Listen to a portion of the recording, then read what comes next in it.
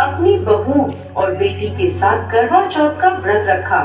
जब साहूकार के बेटे भोजन करने बैठे तो अपनी बहन से खाना खाने को कहने लगे, तो वह बोली, भाई अभी चांद नहीं निकला, मैं चांद को अर्घ देकर ही अपना व्रत खोलूंगी। साहूकार के बेटे अपनी बहन से बहुत प्रेम करते थे। वो उसे भूख से व्याकुल नहीं देख पाए। उन्होंने नगर के पास की एक पहाड़ी पर दीपक जलाकर जलने की ओट में रख दिया और बहन से बोले, देखो बहन, चांद निकल आया, अब तुम अपना व्रत खोल सकती हो।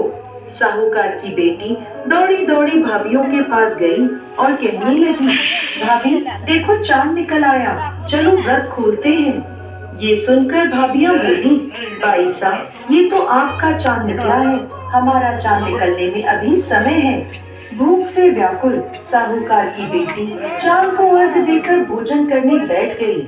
जैसे ही उसने पहला निवाला तोड़ा तो उसे छींक आ गई। दूसरा निवाला खाने लगी तो उसमें बाल निकल आया और तीसरा निवाला तोड़ते ही उसके ससुराल से बुलावा आ गया। पति बीमार है, जैसी भी हालत में है तुरंत ससुराल पहुँचे। माँ बेटी को विदा करने के लिए जब बक्से में से कपड़े निकालती है तो बार बार काले और सफेद रंग के कपड़े निकलते हैं।